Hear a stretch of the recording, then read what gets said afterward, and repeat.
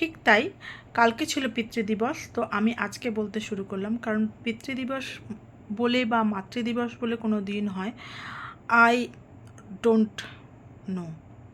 I truly believe that বাবা মা হচ্ছে প্রতিদিনের জন্য। এই যেমন ধরুন, আমি বাড়িতে আসতে দেরি হলে মা 10 বার ফোন করছে, আমি রাগ করলেও তাও মা ফোন করছে, এটা মা।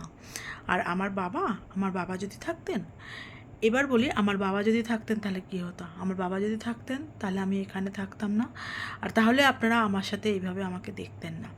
কারণ আমার বাবা চাইতেনই না কোনো দিনও আমি ওই বাড়ি থেকে এই বাড়িতে আসি, মানে অন্য কোথাও যাই। কারণ আমার বাবা বিশ্বাস করতেন সবাই মিলে একসাথে থাকাটাই হচ্ছে ফ্যামিলির একমাত্র বৈশিষ্ট্য। তাই আমার বাবা চাইতেন যে সবসময় আমরা একসাথেই থাকতাম। বাবা সেটা বলতেনও। তো যাই হোক, আমার বাবা হঠাৎ মারা গিয়েছেন।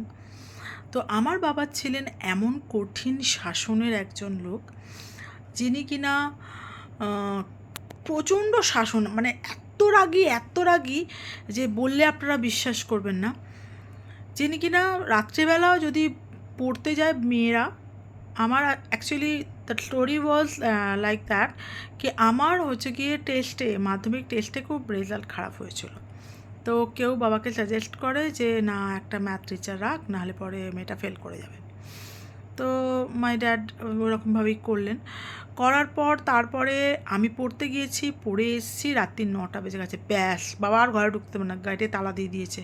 আর আমার ঠাকুমা ওপর থেকে লুকিয়ে লুকিয়ে বলছে যে ওরে খোকা, মেয়েটাকে ঢুকিয়ে নে, মানে খোকা মানে হচ্ছে আমার বাবা। যাই হোক, এইরকম ছিলেন আমার বাবা। আমার বাবা এতটাই শাসন করতেন, আর আমার বাবার কথা বাইরে কিচ্ছু হতো না, বাবা যা বলবেন তাই হবে, সেটাই হতে হবে, এরকমই ছিল তার একটা জেদ।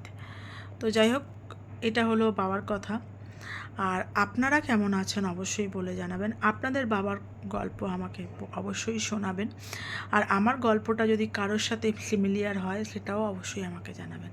আর হ্যাঁ, যারা এখনও আমাকে মানে আমার চ্যানেলটিকে সাবস্ক্রাইব করেননি, অবশ্যই সাবস্ক্রাইব করুন। ঠিক আছে, তাহলে রাখলাম। এতটুকুই হলো আজকের গল্প। আবার পরের ভিডিওতে দেখা হচ্ছে।